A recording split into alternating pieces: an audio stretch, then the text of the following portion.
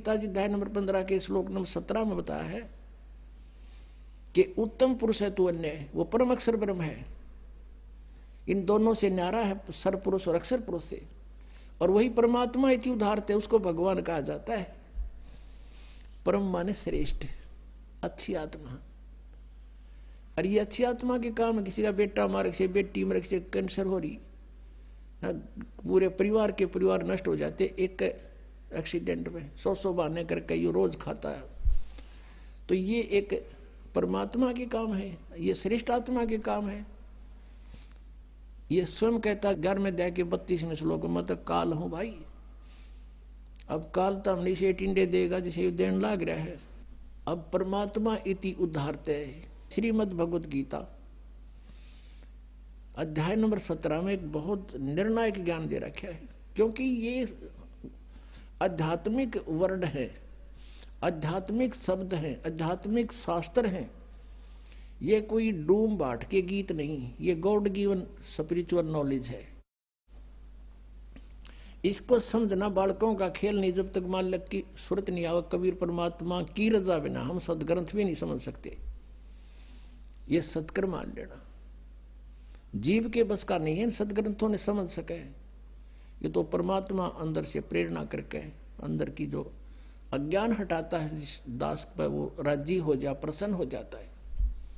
दास गरीब मेहर सतगुरु की खोले बदर कवाड़ी, जिसके ऊपर परमात्मा की मेहर की नजर हो जाती है, उसके वो अंध कपाट खोल देता है। इसमें बताया है कि उत्तम पुरुषत्व ने परमात्मा इति उदाहरते है, जिसको परमात्मा कहा जाता है।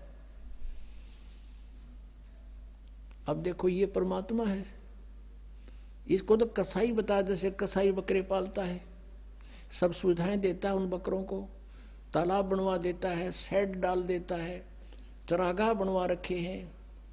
और जब वो कसाई जाता है उन बकरों में, बकरे समझते हैं हमारा बहुत नेक मालिक है, हमारे को कितनी सुविधाएं दे रखी है। और वो ऐसे उनको हाथ लगा के चेक करता है। बकरे उसको प्यार देते हैं, जीभ से चाटते हैं, लाड देते हैं कि ये हमारा अच्छा मालिक है, हमारी कितनी केयर टेक रखता है। उनको ये नहीं पता, वो न्यू देखा है तुम कह किलो के हो गए, मांस कितना हो गया इनमें, और वो ने सोचा ये हमारी सेवा कर रहा है, हमें प्यार देना आया है। तो हम यहाँ की सुविधाएं देखकर, यहाँ काजू किस्मत सेब संतरे कितने सुंदर बाग बगीचे, झरने बहे, दरिया चले, कितना अच्छा यहाँ पर फल फ्रूट कणक। हमने सोचा भगवान बड़ा दयालु, देख किसी सुविधा दे रखी है। और जब दयालु कहाँ जाता है, जब किसी बेटा मर गया, कुनबा का परिवार नाश कर देता है, तब कहाँ जाती है इसकी दयालुता। पुण्यात्माओं, ये ज्ञान आज तक किसी ने हमारे को बताया नहीं।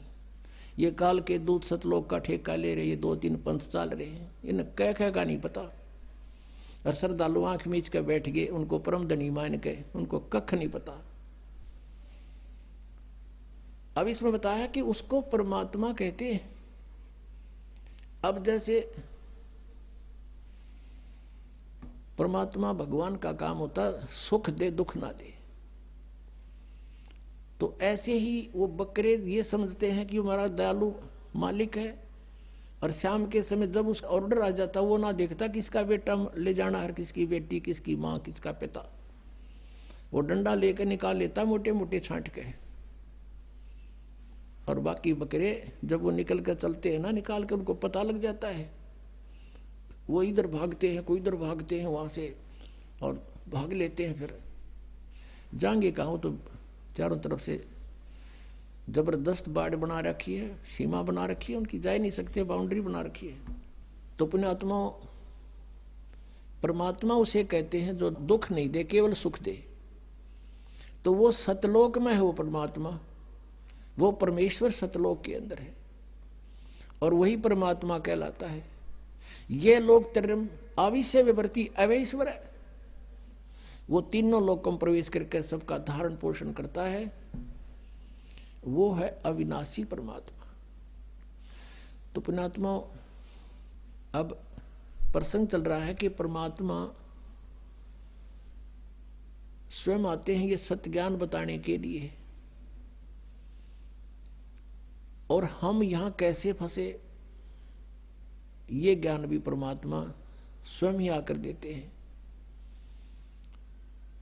उसके लिए परमेश्वर ने अपने द्वारा रची हुई सृष्टि का कुछ ज्ञान दिया। जब तक हम इस तत्व ज्ञान की इस कुंजी से परिचित नहीं होंगे, तब तक हम अध्यात्म ज्ञान नहीं समझ सकते। हम कौन हैं? पुण्यात्माओं, अभी तक हम सुना करते थे ऋषि में ऋषियों से कि आत्मज्ञान होना चाहिए,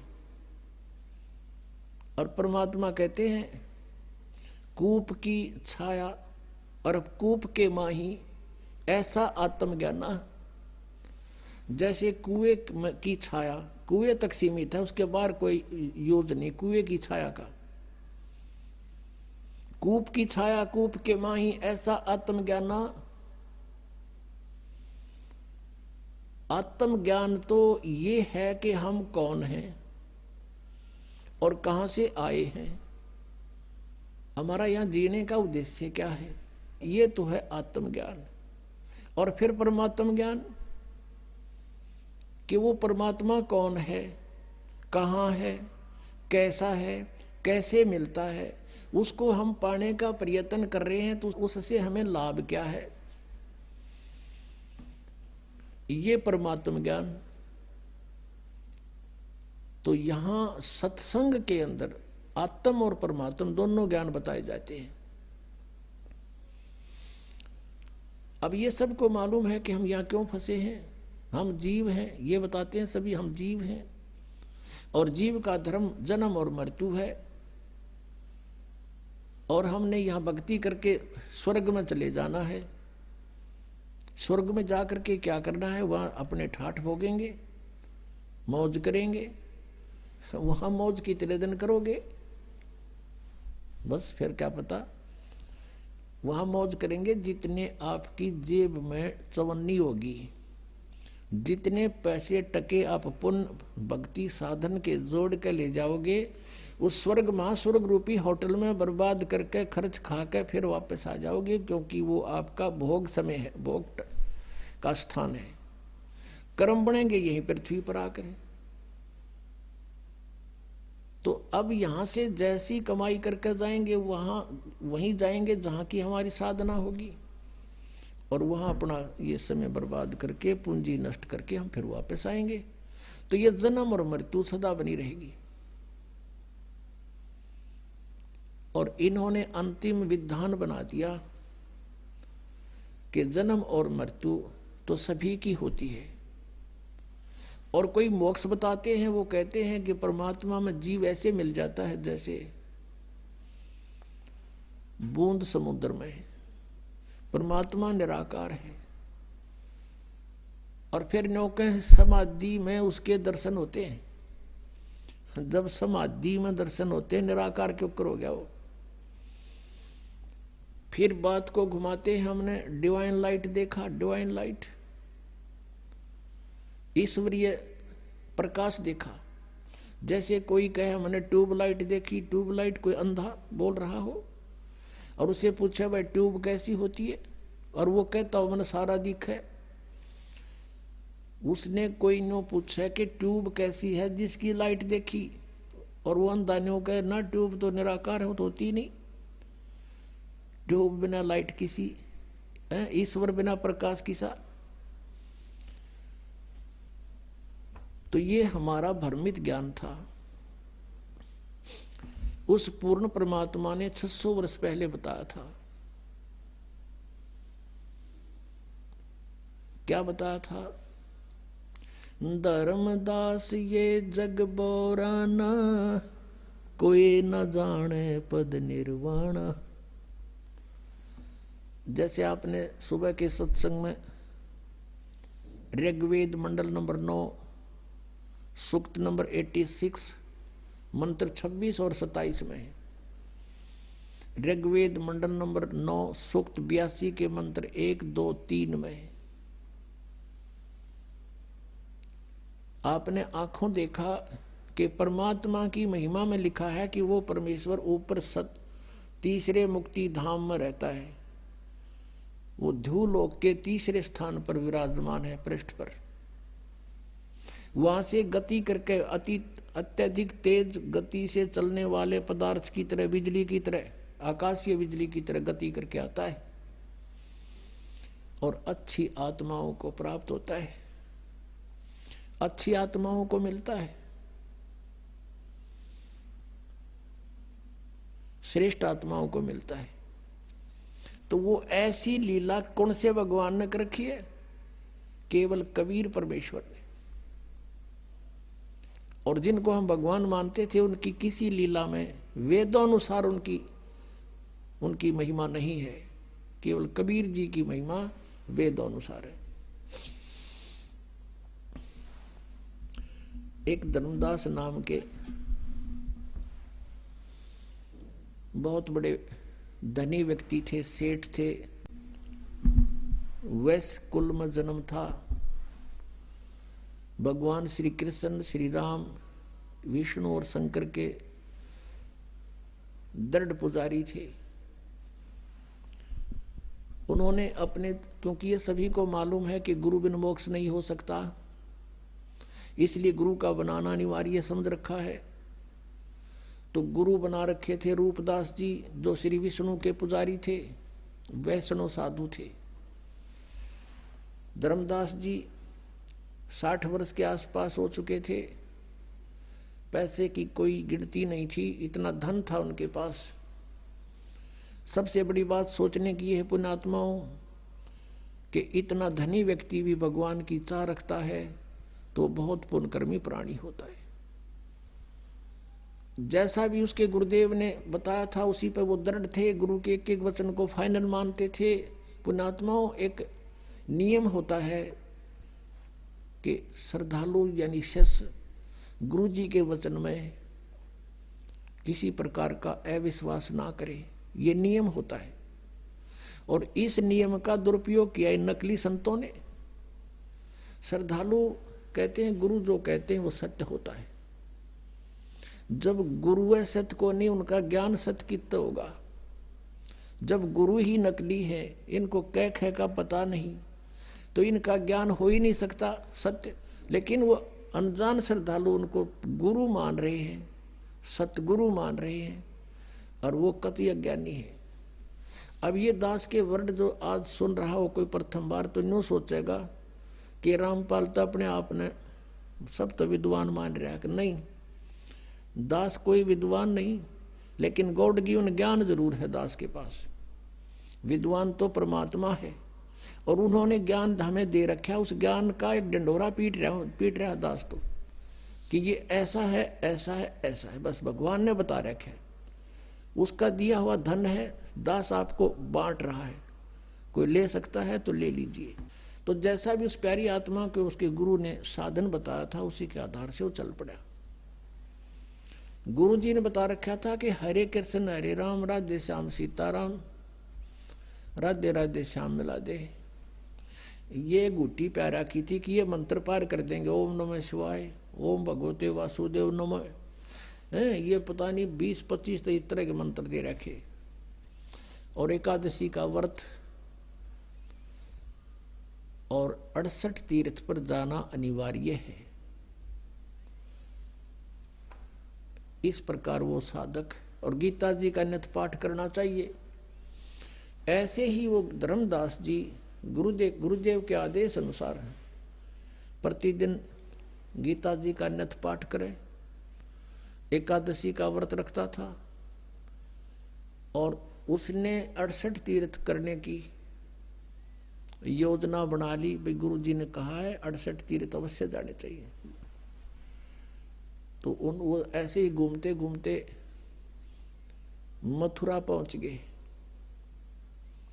अब द्वारका तो न पाई कोई ना, क्योंकि द्वारका तो समुद्र में डूब गई थी। ना द्वारका भी धक्के खुआओ ये कृष्ण जी। एक तो सुख कर गए थे कि द्वारका तो कोई ना रही उड़ा चौक बुलाओ ना, तो वहां भी धक्के खुआते, बहुत दूर पड़ा हो यहाँ से। तो मथुरा पहुंच गया, और वहां उस तालाब में जहाँ श्री कृष्ण जी कहते हैं कृष्ण जी नहाया करते थे, गौ चराया करते थे, उस तीर्थ में जोड़ में, तालाब में, और उन तालाबों का ऐसा पानी जो गधे भी ना पी और उसमें श्रद्धालु ना आवे और आचमन ले उसका। अब आत्मा को तो भगवान की चाह है किसी तरह मिल जाए, उसने प्राप्त करना है, लेकिन उसका वे ठीक नहीं है, तो तरीका मार्ग ठीक नहीं, कैसे मिलेगा वो भगवान। अब धर्मदास जी सुबह सुबह स्नान करके उस जोड़ में, तालाब में, मथुरा के में, जिसमें सैकड़ों आदमी नहावे, गंद माच रहा, और वहीं से लोटा भर के पानी का उसने अमृत जान के वहां रख लिया। लिपा पोती करी, यानी कुछ ग्राउंड लिपा, मड प्लस्टर थे, गाय का गोबर मिला के मिट्टी में, और वहां पर फिर बैठ के लगा नित नियम करने। परमात्मा पूर्ण ब्रह्म अपना अन्य रूप बना के, एक जिंदा महात्मा का रूप बनाकर वहां पहुंच गए, बैठ गए धर्मदास जी से 50 फुट की दूरी पे। जिंदा महात्मा होते हैं जो मुसलमानों के अंदर जिंदा महात्मा बोलते हैं उनको, जिंद पीर। उनकी काला और कोट होता है, घुटनों के नीचे ताई का, एक कच्छा अंडरवियर पहनते हैं लंबा सा, एक टोप सिर पे,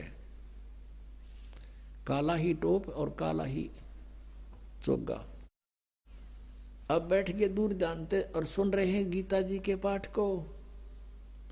धर्मदास जी बड़ी लय ला के पढ़ रहा है संस्कृत को, और फिर जैसा भी उसके गुरुदेव ने अनुवाद किया था, अनुवाद भी सुना रहा है। अनुवाद सुनाना इसलिए शुरू कर दिया कि सामने एक भक्त बैठा है और दिखे है मुसलमान, लेकिन मेरी बातों से प्रभावित बहुत है, बड़ा ध्यान से सुन रहा है। अब धर्मदास जी ने गीता जी का 7वां अध्याय पूरा पढ़ दिया, क्योंकि इसमें सारे 30 श्लोक हैं, और कुछ 8वें अध्याय के भी मोटे मोटे कुछ कुछ सुना दिए। जैसे 8वें अध्याय के 5वें और 7वें श्लोक में गीता ज्ञानदाता कहता है कि अर्जुन तो मेरी शरण में आ जा, मेरी भक्ति कर, मुझे ही प्राप्त होगा। इस तरह की उसने अपना सारी क्रिया जब कर ली, परमात्मा और निकट पहुंच गए और हाथ जोड़ के कहने लगे। अपने आप को एक दास बनाया भगवान ने, और सामने बैठा जैसे ये वैष्णव पंथ के जो उपदेशी होते हैं, एक कंठी रखते हैं गले में, एक तुलसी के मणिये की एक माला, और तिलक माथे पे, और एक धोती कुर्ता सा बस वैसे लपेट लेते हैं कपड़ा सा, ऐसी वेशभूषा बना रखी। वो सन्यासी वैराग ले लिया उसने,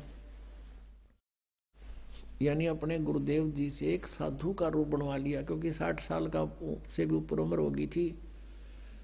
एक लड़का था, वो अपना कारोबार संभाल रहा था, तो वो अपना भक्ति मार्ग पर चल पड़ा था। भगवान ने, परमेश्वर ने करबद्ध होकर कहा कि हे वैष्णव साधु, हे महात्मा जी, मैं सब जगह भटक लिया, मेरी शंका का समाधान नहीं हुआ। अब धर्मदास जी फूल गया। अक बोल भक्त, क्या समस्या है तेरी? कि मुझे एक प्रश्न का उत्तर नहीं आया, किसी ने नहीं बताया। क्या? कि कौन ब्रह्मा का पिता है, कौन विष्णु की माँ, और शंकर का दादा कौन है, हमको दे बता।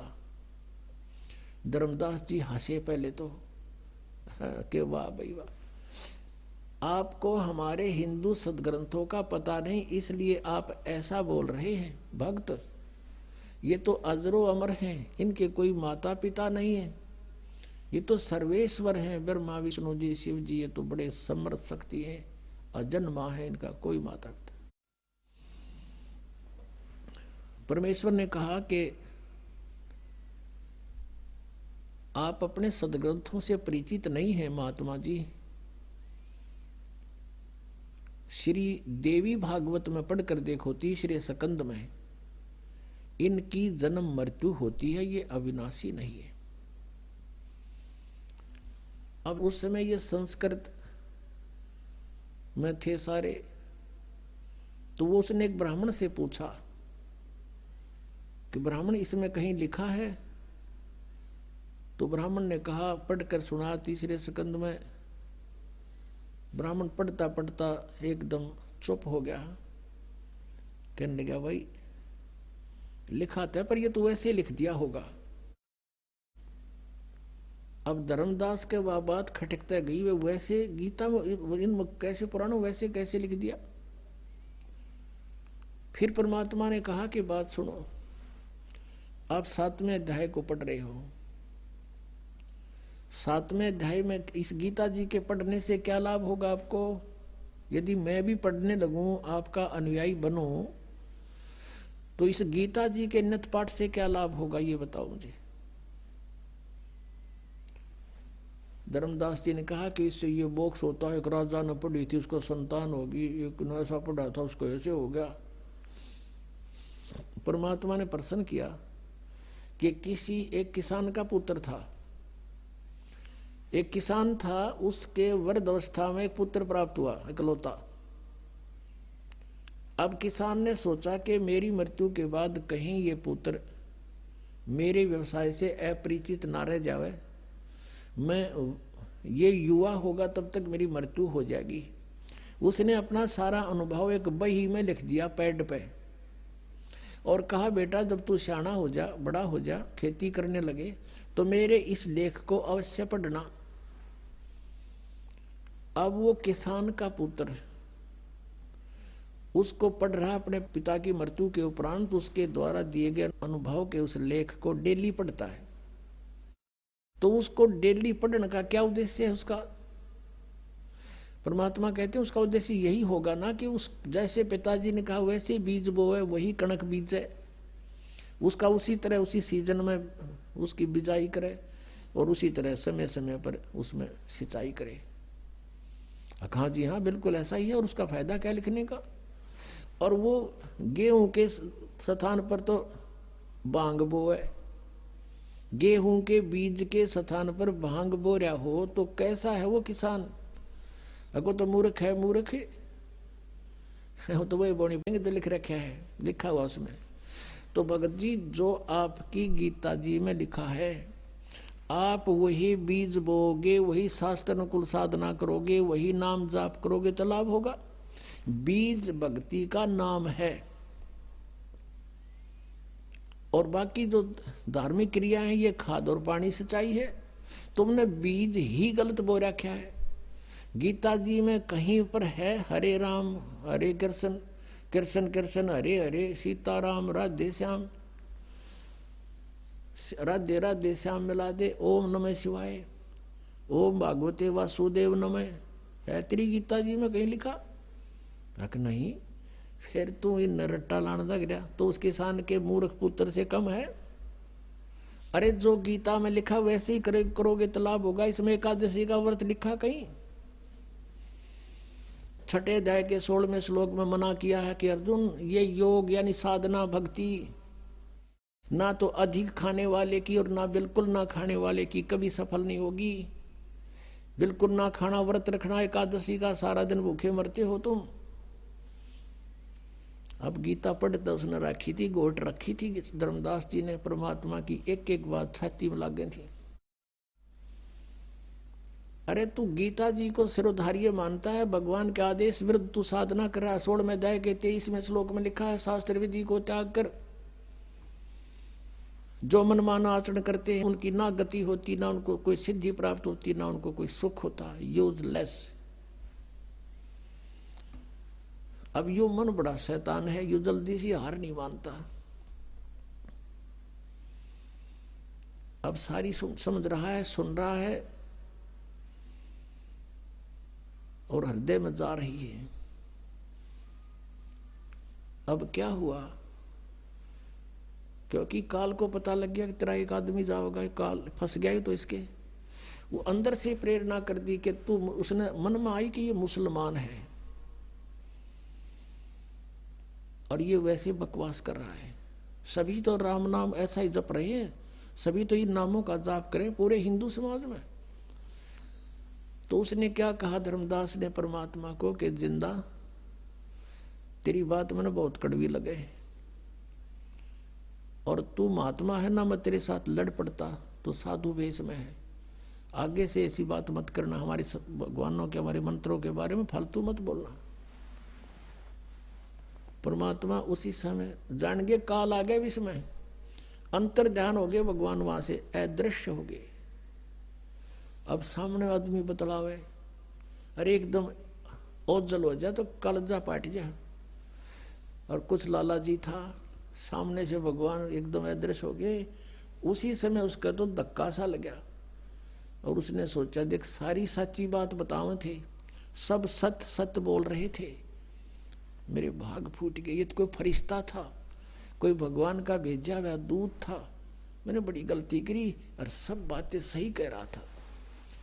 अब परमात्मा ने यहां भी बताया था कि जिस तालाब में तू नहा के आया है इसमें पता नहीं कितने जीव मार दिए तने।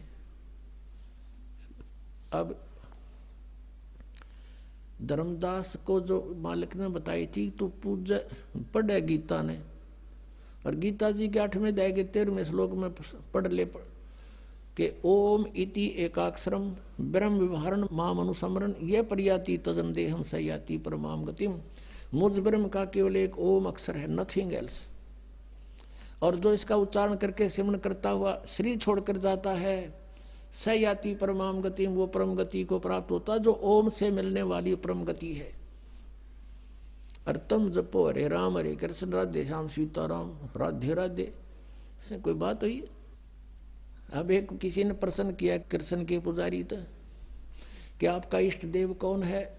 स्वरूप तन्यों का राधे, और फिर ने हो गया श्री कृष्ण जी मेरा इष्ट है। अरे राधे होया कृष्ण जी तेरा इष्ट होया, कमाल की बात कर रहे हैं, बिना अकल की बात। अब राधे श्री कृष्ण जी की वो थी प्रेमिका, और कोई मित्र उससे पहले उसकी प्रेमिका का नाम लेता जूत तोड़े न बाजेगा उनका, यारी तोड़े टूट लेगी उनकी। यानी वो कृष्ण जी की पूजा कर राधे श्रद्धा कर रहे, अरे थरा गजब हो, थारा सिर पैर है कोई? तो वो भी न्योय कह था, धर्मदास भी जो परमात्मा ने उसको यही सुनाया था समझाया था, तो उसका सारी बात जचगी के सत्य है। अब उसने सुबह वो क्रिया ना हुई उस भगत जी में जो प्रतिदिन क्रिया करता, और नो सोचा ही भगवान वो एक बार फिर आवे। अंदर से सारी रात नो तड़पता रहा, एक बार वो भगवान है परमात्मा वो कौन था नो तो मैं नहीं जान सकता, एक बार फिर आ जा। मैं कति कोई विवाद नहीं करूं, विनम्रता से सारी बातें पूछूंगा। ऐसे सारी रात करवट बदल कर काट दी। सुबह को नहीं पूजा हुई ना उस जोड़ में नहाने दिल करा तालाब में मथुराले में। रोटी बनाने लग गया, बखते उठ के वक्त से खाना बनाने लग गया, लकड़ बाल के जैसे जंगल ते लकड़ी शाम ने तोड़ के ले आया था। चूल्हा बनाया ईंटों का कच्चा पक्का, उसमें एक मोटी लकड़ी लगा दी, साथ में सहयोगी लकड़ियां लगा के अग्नि जला दी, खाना बनाने लग गया। सब्जी बनाई, रोटी बनाई, और वो लकड़ियां जलती जलती निकट आ गई। मोटी लकड़ी लंबी थी 2-3 फुट की, वो जलती जलती निकट आ गया। एंड उसका सामने आ गया धर्मदास जी को आखिरी सिरा दिखाई देने लग गया उस मोटी लकड़ी का। वो बीच में थोथी थी, ओलो थी उसमें, जैसे लकड़ियों में सुराख सा होता है, और थोड़ी थोड़ी सी गिल्ली थी। अब उधर से सूर्य उदय होने वाला हो गया। अब क्या देखता है धर्मदास के उस लकड़ी के अंदर जो वो थोथी थी, सुराख था थोड़ा थोड़ा अंदर, उसमें से चींटियां बाहर निकलने का प्रयत्न कर रही हैं। उनके मुख में अंडे हैं और बाहर निकलने की चेष्टा करती हैं। तो उस लकड़ी के एंड में अंत में एक तरल सा पदार्थ उबल रहा है, जल लकड़ी गर्म होने से उबल रहा है बाहर के हिस्से पर। आगे जाती हैं तो अग्नि जल रही है उस लकड़ी में, वो बाहर भाग रही है तो वहां उसके ऊपर गिर के उस तरल पर चटक मटक हो रही है, जल रही है। अब धर्मदास जी के हाथ पैर फूल गए। उसने तुरंत उस लकड़ी को बुझा दिया, पानी डाल दिया, सारी अग्नि बुझा दी, जितनी भोजन बन गया था बनाया, बाकी नहीं बनाया। अब उसने सोचा, हे भगवान, आज तो ना जाने कितने जीव जल गए इसके अंदर, इतनी लंबी लकड़ी थी ये तो, और अब तो ये इतनी शेष रहती है, और इसमें सारी में चींटियां भरी थी, ये जल गए, इनके बच्चे भी जल गए। इस पाप के भोजन को आज मैं नहीं खाऊंगा, इसको किसी साधु संत को खिला दूंगा, मैं आज निराहार रहूंगा। ऐसा विचार करके वो सारा भोजन उठाया और चल पड़ा साधु संत की तलाश में। हम साधु संत किसको मानते हैं? जिसने या तो बड़ी बड़ी दाढ़ी रखा रखी हो, ऊपर जटा बढ़ा रखी हो, कति एक बस लंगोट बांध रहा हो और बैठा हो नगन, या कति लाल कपड़े हो, गेरुआ कपड़े हो, या मूंड मुंडा रखा हो, कोई माला पैर रखी हो, ऐसे को हम संत मानते थे। परमात्मा ने जैसा दृष्टिकोण उसने मान रखा था, ऐसा साधु मिला, उसा रूप बना लिया। एक हिंदू संत का रूप बना के एक पेड़ के नीचे बैठ गए। धर्मदास जी की दृष्टि पड़ी, सोचा कि वो महात्मा भी निकट ही मिल गए। जाके वो सारी थाली नो की नो सारी सामान था, जितना भी भोजन रख दिया कि महात्मा जी भोजन पालो, भूख लगी होगी। अखा धर्मदास, भूख लगी भाई, कल से आहार नहीं किया मैंने। जब धर्मदास कहा तो उसने एक बार तो देखा कि ये महात्मा मुझे जानता भी है, तो उसने सोचा मैं बहुत बड़े यज्ञ करता था, भंडारे करता था, साधु संतों को बुलाकर उनको भोजन खिलाता था, उनमें से कोई होगा। नहीं ध्यान दिया। परमात्मा एक लोटा जल का साथ लिए हुए थे, उसमें से जल उठाया और ऐसे छींटे मार के एक मंत्र बुदबुदाया पूरे भोजन पर।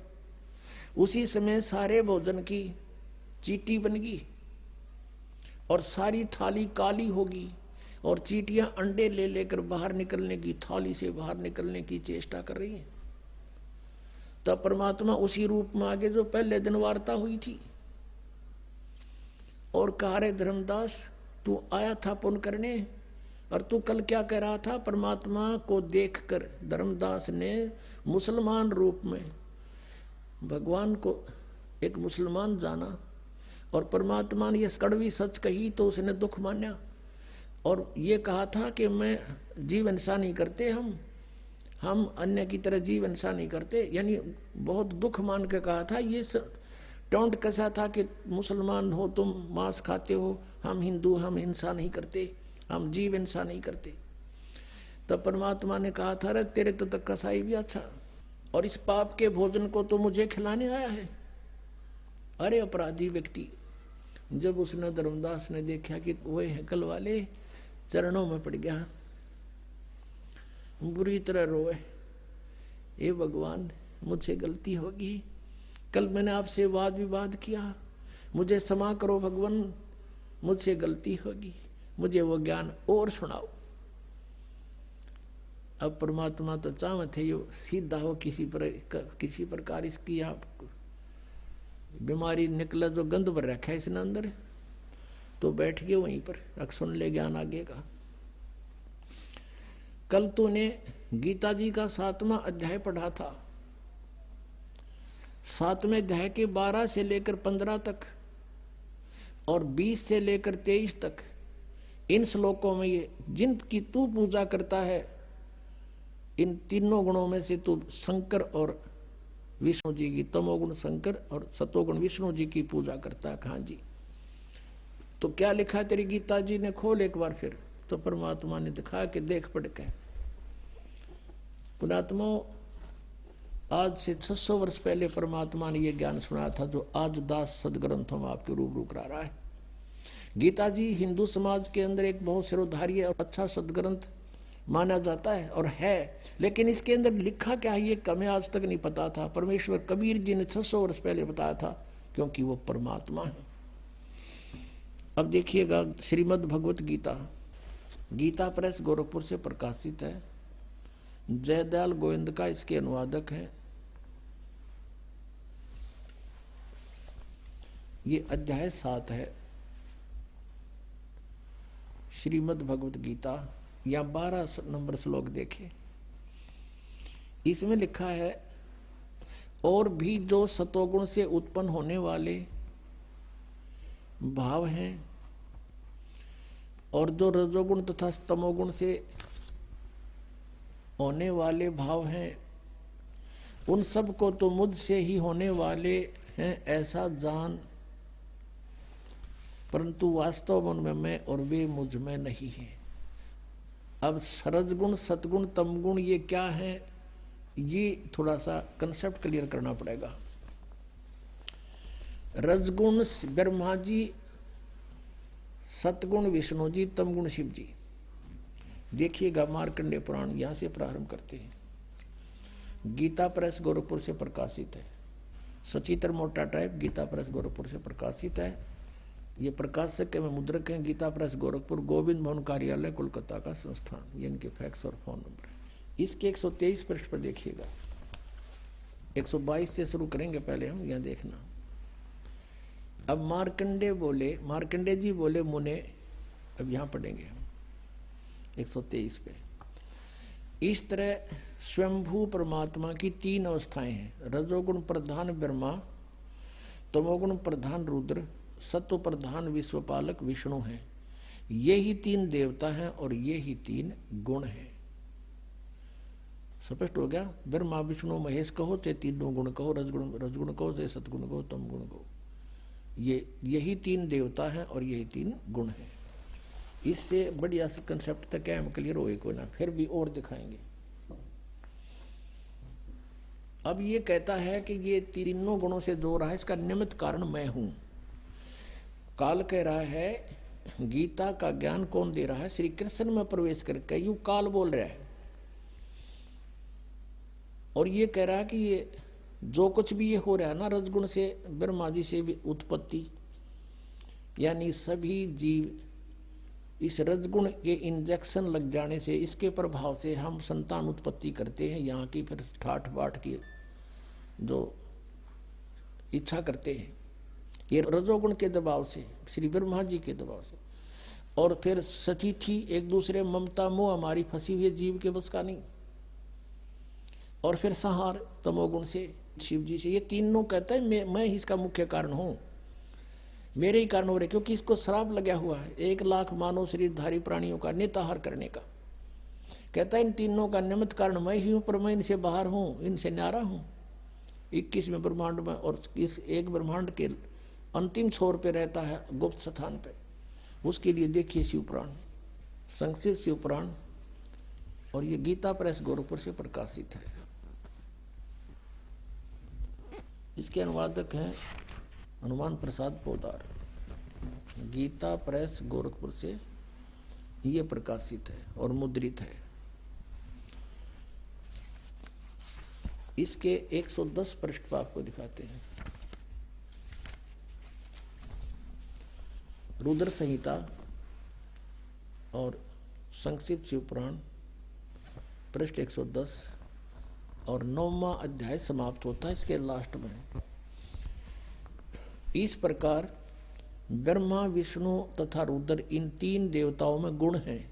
रजगुण ब्रह्मा, सतगुण विष्णु, तमगुण ये शिव जी शंकर। परंतु शिव गुणातीत माने गए, वो इनसे न्यारा है, गुणातीत, इनसे अलग।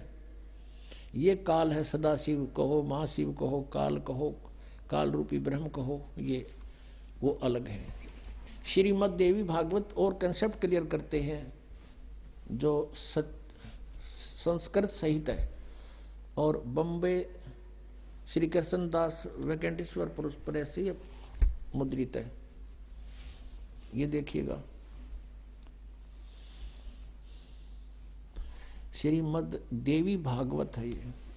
अथ श्रीमद् देवी भागवत सभाष्टिकम सैमात्यम, खेमरा श्री कृष्ण दास प्रकाशन, बम्बई 4, यहाँ से ये प्रकाश। इसमें संस्कृत भी साथ है। इसका हम 3रा स्कंद देखते हैं। अथ श्रीमद् देवी भागवते भाषा टीका युक्ते 3य स्कंद प्रारंभते। इसके 11 नंबर पृष्ठ पर हम आते हैं। 5वें अध्याय का ये 11 नंबर पृष्ठ है, 5वें अध्याय का 8वां श्लोक पढ़ते हैं। इसमें संस्कृत भी साथ है, इसमें कोई बात खत्म हो जाती है, कोई नो कह कि नहीं। अब 5वें अध्याय का 7वां श्लोक है, 8वां 7वां इधर है।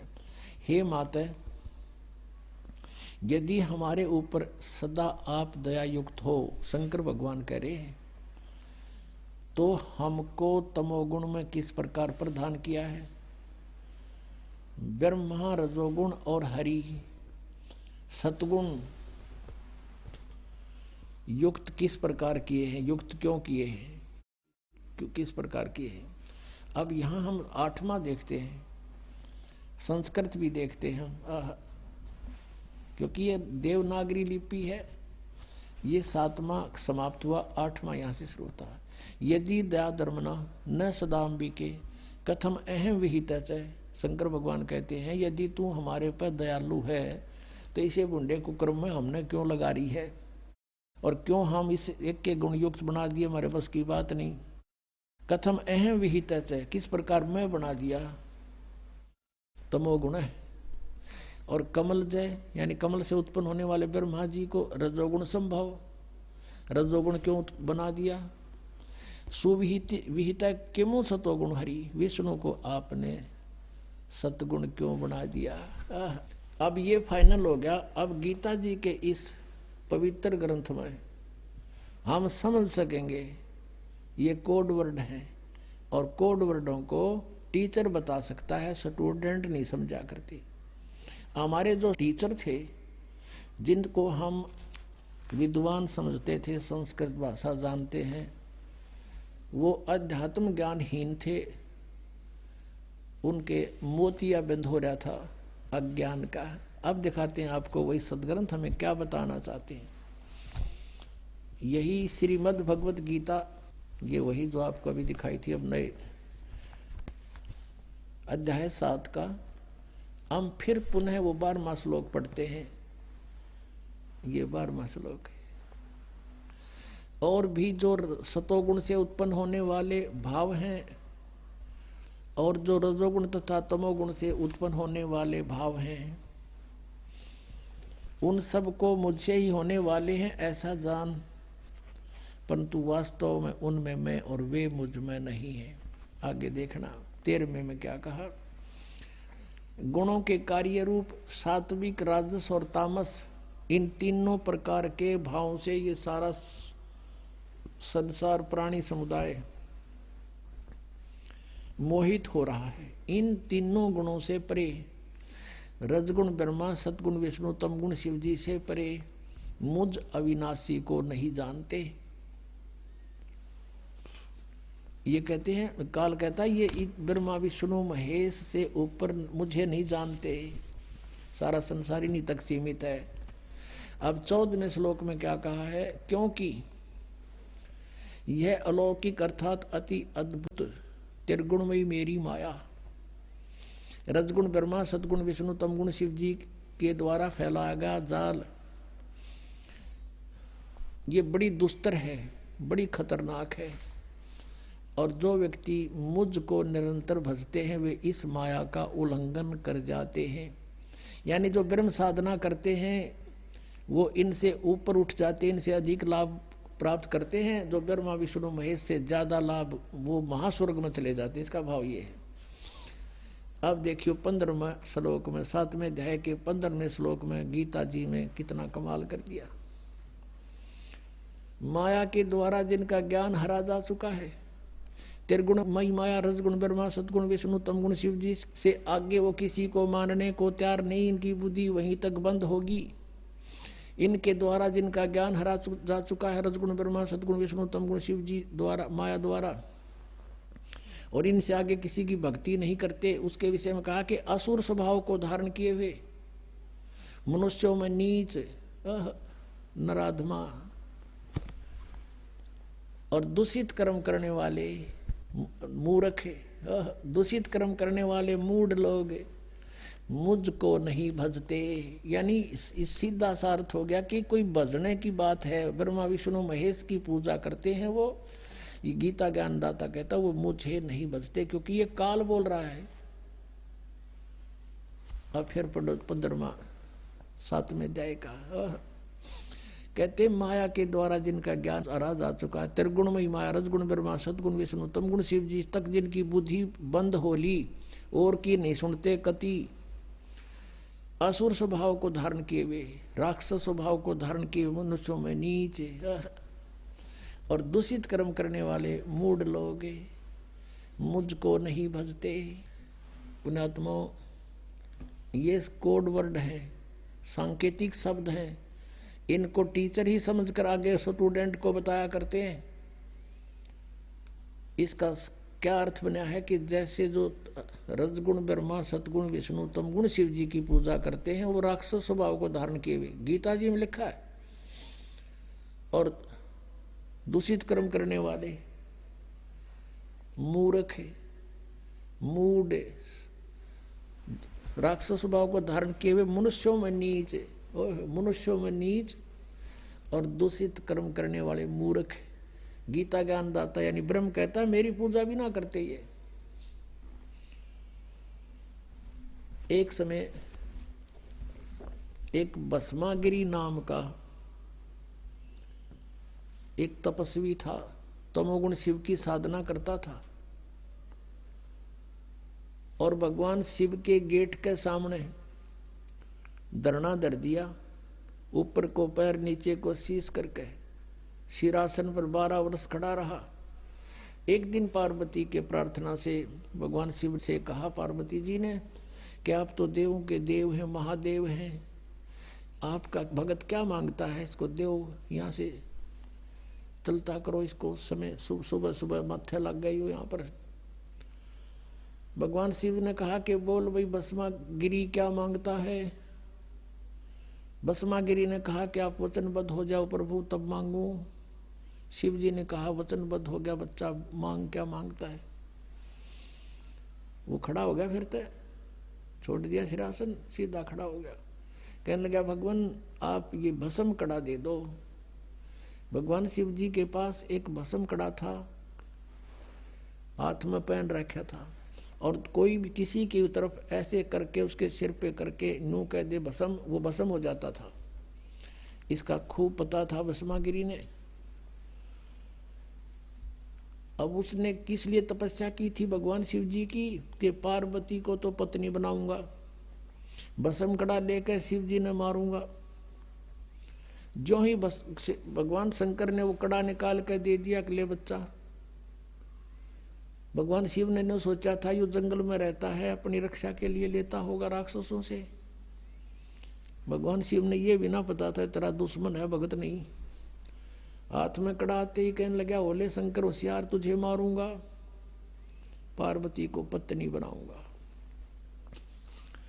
अब जो तेवर बदले दिखे श्री भगवान शंकर जी ने, तमोगुण शंकर ने, और अपने पुजारी की से के, तो भगवान शिव जी ने वहां से फिर खका उठा दिया, 100 की स्पीड पकड़ दी, भाग लिए जोरते। पीछे पीछे भस्मागिरी, आगे आगे भगवान, पाछे पुजारी आगे और भगवान, और उनका सांग लेकर रहा वहां पे। अब कहते हैं फिर विष्णु रूप में परमात्मा आए, पार्वती रूप में, और उसको कहा भस्मागिरी डट जा, क्यों भाग रहे हो, आप मेरे लिए ही तो प्रयत्न कर रहे हो, रुक जाओ कि पहले मैंने इसका काम कर लेने दे फिर रुकूंगा। भस्मागिरी कहता है पहले शंकर ना मार लो फिर बात करूंगा तेरे से। तो भगवान रूप, पार्वती रूप में भगवान ने कहा कि देखो आपके पास भस्म कड़ा है, वो आपके पास निकट थोड़ा आ सकता है, और आप आओ मेरे साथ, कुछ बैठेंगे बातें करेंगे।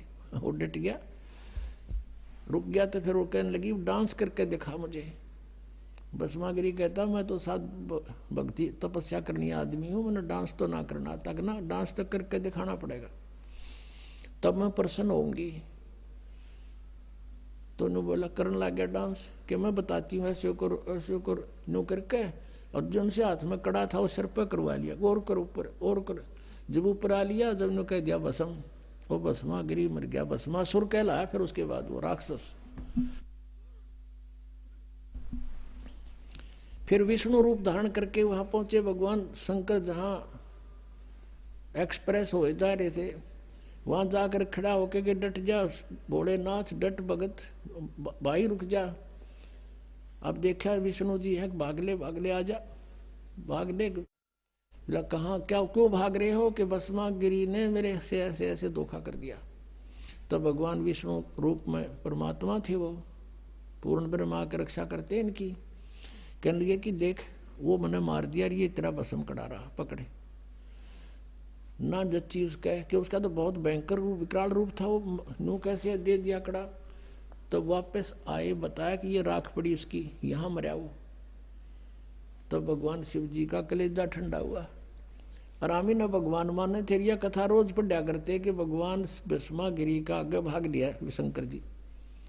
अगर अविनाशी होते, अजर अमर होते तो कहते आजा भाई, करके करेगा। जैसे कबीर परमात्मा को ऐसे काट दिया था, 50 टुकड़े कर दिए थे, उस शेख तकी ने करवा दिए थे, अरण्यों के न्यों खड़े हो गए भगवान सामने। और भी बहुत सी यातनाएं दी थी, पर मालिक उसमें गंगा में डुबो दिए थे, बाहर खड़े पाए थे। अपने आत्माओं, ये तमोगुण के पुजारी राक्षस कहलाया, भस्मागिरी नहीं, भस्मा असुर कहलाया उसके बाद वो। और रावण ने तप किया था, साधना भक्ति की थी, इसी तमोगुण भगवान शंकर की। और अपनी ही यानी प्रतरिया को उठाना है महापाप, घोर पाप होता है, अबला को उठा के जबरदस्ती लाना। और फिर वो भगवान उसके शिव जी के बड़े भाई की पत्नी यानी विष्णु की पत्नी तो माँ के तुल्य होगी, और शिव जी का पुजारी सीता ने ढा ले गया, कोड को बद कर दी, राक्षस कहलाया, कुत्ते वाली मौत मरा। और तमो इसका रजोगुण के यानी ब्रह्मा जी का पुजारी था हिरण्यकशिपु। अब उसने के जुल्म किया, बेटे का दुश्मन हो गया, राक्षस कहलाया। और कैसे उसका अंत हुआ। अब विष्णु जी के पुजारी जो सतोगुण के हैं, ये वैष्णु कहलाते हैं। एक समय कुंभ का मेला भरा हरिद्वार में, वहां पर ये सभी कुंभ के पर्व में स्नान करने के लिए, पर भी लेने के लिए जाते हैं। गिरी, पुरी, नागा, वैष्णो और ये अलग अलग अपने वहां अलग अलग ग्रुप में जाके इकट्ठे हो जाते हैं। गिरी अलग, पुरी नारे, सन्यासी नारे, नागा नारे और वैष्णो अलग। और फिर स्नान करने के समय सभी प्रस्थान कर देते हैं अपने अपने मुखिया के पीछे पीछे। ऐसा ही हुआ। सबसे पहले नागा कति नंगे रहते हैं, वो हजारों की संख्या में थे, वो पहुंच गए वहां हर की पैड़ी पे हरिद्वार में, और सब पर स्नान करने की पोजीशन पकड़ गए। पीछे तागे वैष्णो साधुओं का पूरा ग्रुप, कोई हजारों की संख्या में। वो जाकर कहने लगे, नागाओ तुम बाद में स्नान करना, हम सर्वश्रेष्ठ हैं। नागा कहने लगे, नहीं हम सर्वश्रेष्ठ हैं, हम त्यागी और वैरागी हैं, हम कोई वस्त्र भी साथ नहीं रखते, हम बिल्कुल नीच्छा घूमते हैं, हम सर्वश्रेष्ठ, हम प्रथम स्नान करेंगे। वैष्णो साधु कहने लगे, रे पशु की तरह तुम नंगे फिरो, टट्टी के हाथ भी ना धोते, शरण फिर दो, बाहर मरो, हम नहाएंगे पहले, आज तुम प्रथम नहाने वाले हो गए हो।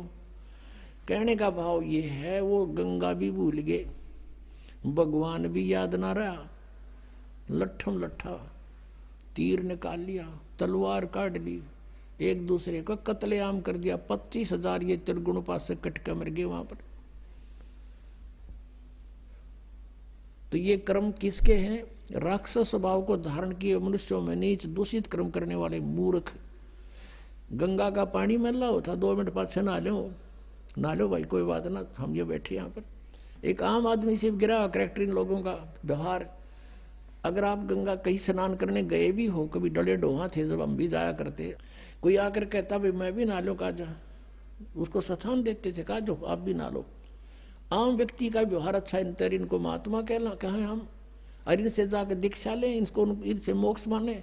इसके विषय में परमेश्वर ने सूक्ष्म वेद में कहा है, तीर तुपक तलवार कटारी जम धड़ जोर बधावे हैं, और हर पैड़ी हर हेथ ना जाना, वहां जा तेग चलावे, और काटे शीस नहीं दल करुणा ये जग में साध को आवे हैं, और जो जन इनके दर्शन को जावे उनको भी नरक पठावे।